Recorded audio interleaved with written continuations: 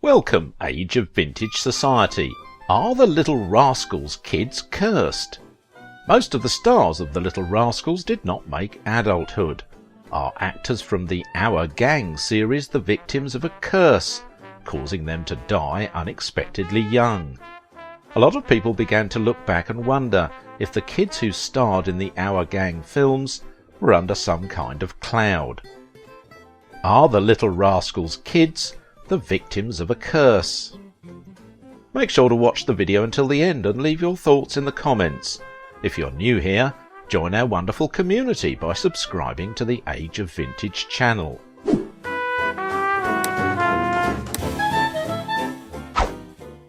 Tragic details about the Little Rascals. The Little Rascals curse.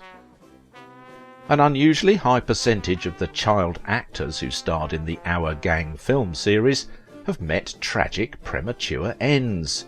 According to Our Gang producer Hal Roach, 176 kids played in the 221 Our Gang films made between 1922 and 1944. Only a few of these became major stars in the series. It's not unusual for child stars to have a difficult time as they move into adulthood, and if anything, life in the 1920s, 30s and 40s was even tougher. Children who worked in the series typically started out earning less than $100 a week, and they never earned residuals when the Our Gang films made their way to television in the early 1950s. The kids didn't get a penny. Result, when their fame ended, they didn't have any money to fall back on like child stars do today. When you consider how many kids cycled through the Our Gang series, it stands to reason that quite a few of them would have problems later in life. Even so, the number of kids who suffered misfortune over the years is startling. You can't help but wonder, are the Little Rascals cursed? Our Gang, which later became the Little Rascals, is one of the most beloved comedy series in history. Producer Hal Roach had the brilliant idea to film kids acting like kids, which set Our Gang apart from so many films of the era. Audiences found both the silent and sound short films hilarious for decades to come. Sadly, many of the kids on the show did not go on to lead long, happy lives. You'll never guess who failed their auditions. Mickey Rooney and Shirley Temple both scored auditions for Our Gang, though neither was chosen to act in the series. Hal Roach says he remembered Rooney's audition, saying he didn't think the young actor would fit in with the gang. Temple also didn't make it past the audition. A succession of young actors took it from there. Winning over audiences of all colours and ages, they made the transition to talkies. In the 1950s, the films were repackaged for TV. Re-edited versions and movie remakes followed. From 1922 to 1944, the Our Gang shorts delighted audiences with an idyllic and hilarious version of childhood life. The brainchild of legendary comedy producer, the man behind Laurel and Hardy and Charlie Chase, Our Gang featured a diverse cast of regular kids, with much of the comedy coming from their natural performances. Beginning in the silent era, Our Gang, originally called Hal Roach's Rascals, peaked with the advent of the talkies, making Spanky, Alfalfa, Buckwheat and Darla household names. In 1936, the gang got its own feature film. Released by MGM, the Civil War farce General Spanky was a flop. The shorts would limp along at MGM until 1944, when studio execs pulled the plug on the long-in-the-tooth tykes. However, this was far from the end of Our Gang. In 1954, the Our Gang shorts, repackaged as the Little Rascals, appeared on television for the first time, introducing a new generation of fans to the antics of America's favourite kiddie comedians. The Rascal revival was on, and it continues to this day. Yet the story of Our Gang is no Hollywood fairy tale. For many of the formerly famous kids who brought a laugh-filled escape to Depression-era moviegoers, there was no happy ending. The spectres of racism, drug abuse and untimely death are just a few of the demons that haunted the young actors known as the Little Rascals. These are the tragic details of their troubled lives. Racial tensions plagued the Little Rascals. In segregated 1920s and 1930s America, the show was revolutionary in promoting an image of racial harmony. White children and black children played and laughed together, free from the complicated adult world. This was born and bred in the Jim Crow era, played to pickaninny stereotypes, and also parodied the Ku Klux Klan. Cluck Cluck Clams was the kids' club. Down the decades, the series continued to fuel and flout fantasies and anxieties as Americans wrestled with the integration, multiculturalism, and post-racial hopes. But for kids, fun was always high on the agenda. Nevertheless, the idea of a racially mixed cast of children interacting as equals was anathema in much of the country, especially in the South. The Little Rascals' fame didn't bring them wealth. Although they were among the biggest stars of their day, the Little Rascals saw virtually none of the wealth they generated during their TV revival. With no contractual accommodations made for residual payments or image licensing in the pre-television 1930s, the kids were financially shut out as adults. After aging out of the troupe, most of the Rascals failed to find lasting work in the entertainment industry. Only Jackie Cooper and Robert Blake found stardom as adults.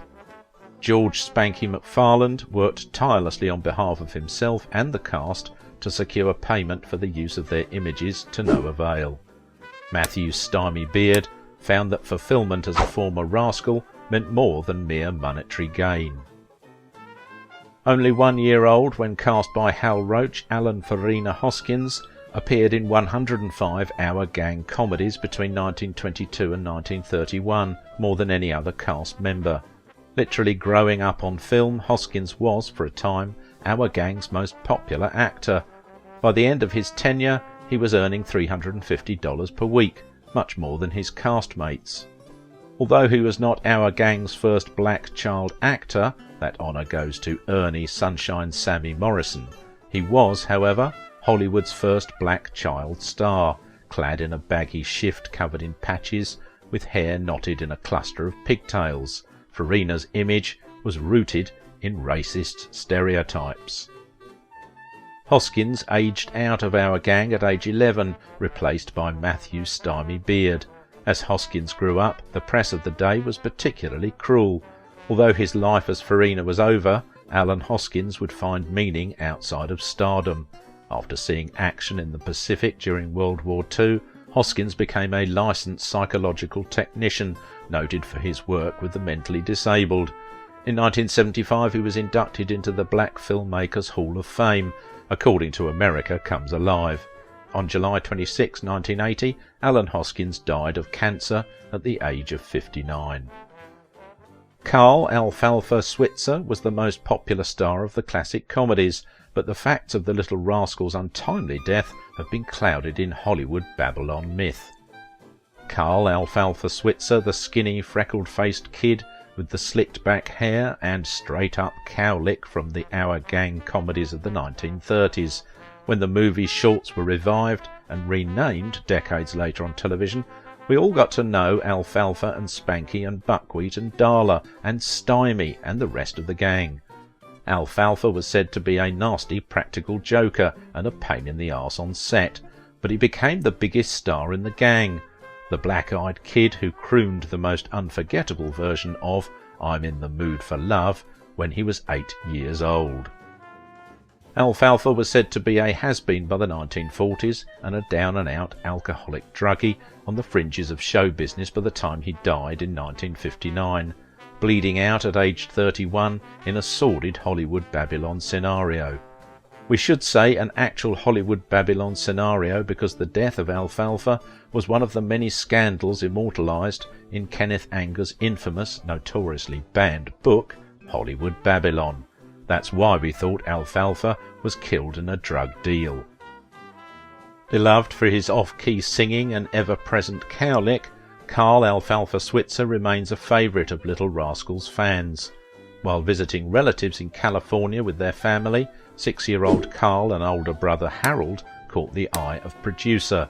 After an impromptu performance of their musical act in the studio's commissary, the brothers joined the famed kiddie troupe. Charismatic Carl shined and was promoted to the main ensemble, while Harold faded into the background. Outshining lead George Spanky McFarland, Alfalfa quickly became the troupe's star. However, when the cameras were off, Switzer was nothing like his affable alter ego. A bully with a penchant for practical jokes, he terrorised the young cast. He would step on other kids' feet, he would carry big nails in his pocket and stick it into the other kids and hit the kids and things like that. Switzer made his final film appearance in The Defiant Ones, directed by Stanley Kramer. However, by this time Switzer was earning his living far from the glitz and glamour of Hollywood. Working as a bartender, a fishing and big game hunting guide, and a dog breeder, Switzer's former fame was little more than a bitter memory. By the end of the decade, his luck was running out. In 1958, an unidentified gunman shot Switzer in the arm. A motive for the shooting was never determined. What is certain is that Switzer's notoriously volatile temper had earned him no friends. On January 21, 1959, an enraged and intoxicated Switzer and a friend drove to the Mission Hills, California home of Moses Bud Stilts, per history. Determined to collect a $50 debt over a lost hunting dog, Switzer assaulted Stilts, who fled to his bedroom, returning moments later with a .38 caliber revolver. Switzer allegedly drew a knife and Stilts shot him. The former Our Gang star died of massive internal bleeding at the age of 31. The incident was ruled a justifiable homicide. The sad mystery of Bobby Weezer Hutchins. Despite being a featured Our Gang performer, little is known about Bobby Weezer Hutchins. He was largely a mystery, even to his fellow rascals. Only 8 when he left the series, the nature of his departure has long been a topic of speculation among fans. What is known is that Hutchins' parents were intent on his becoming a star, perhaps mistreating him in the process. Often cast as little brother to Jackie Cooper, Hutchins was distant between takes. In an interview featured in the 1984 TV documentary Our Gang, Inside the Clubhouse, Cooper revealed how Hutchins' parents created a barrier between their son and the rest of the kids. Billy Froggy Laughlin died at 16. Billy Laughlin was a late addition to Our Gang, nicknamed Froggy for his comically guttural and raspy voice. He joined the troupe in 1940 for 29 of the MGM shorts. Laughlin, with his blonde bowl cut and Coke bottle glasses, provided the late-era Rascals shorts with some of their few truly funny moments, where stalwart Spanky and Alfalfa struggled to bring the laughs as they neared obviously uncomfortable adolescence. Froggy simply had to open his mouth for instant comedic gold. Laughlin made his final appearance with Our Gang in what would be the troupe's last short, 1944's Dancing Romeo. With his stint with the Rascals over, Laughlin made an appearance in the 1944 Simone Simon romantic comedy Johnny Doesn't Live Here Anymore. Uncredited in the role, Laughlin uses his natural voice for the first and only time on film. Following Johnny Doesn't Live Here Anymore, 12-year-old Laughlin left show business permanently. In August 1948, Laughlin was killed when the motorised scooter he was riding with a friend collided with an oncoming truck. He was only 16 years old. A routine medical procedure killed Darla Hood. Darla Jean Hood was Our Gang's undisputed sweetheart. With her apple cheeks and angelic voice, she kept Alfalfa and the gang at constant odds as they vied for her attention. Hood continued to work in entertainment after her time in Our Gang was over. In the 1940s she formed a vocal group that performed background music for many popular Hollywood productions. Later, Hood made occasional guest appearances on TV, wrote songs, had a successful nightclub act, and worked as a voice-over artist. Active in the Our Gang fan community, Hood was in the process of organising a Little Rascals reunion when she fell ill with appendicitis. Following a routine appendectomy, Hood died suddenly of congestive heart failure on June 13, 1979, at the age of 47. An autopsy determined that a tainted blood transfusion had infected her with acute hepatitis. which caused her death. Weezer, Alfalfa, Darla and Froggy were not the only rascals to die tragic early deaths. Norman Chubby Cheney passed at 21 after an operation to correct a glandular defect. Scotty Beckett descended into drug abuse and died under mysterious circumstances after suffering a brutal beating. Mickey Daniels became a chronic alcoholic and died homeless. With such a large proportion of former Our Gang actors dying young, rumours continue to swirl about an alleged curse. Surviving cast member Robert Blake, credited as Mickey Gabitosi in the Our Gang shorts, became the latest victim when he was accused of involvement in the 2001 murder of his wife, Bonnie Lee Bakley. Although the untimely deaths of so many of the Little Rascals is indeed tragic, there's no evidence that the cast is somehow cursed. Statistically, the numbers just don't point to anything anomalous. As the debunkers at Snopes point out, given the number of cast members the Little Rascals have had, on average, exceptionally long lifespans.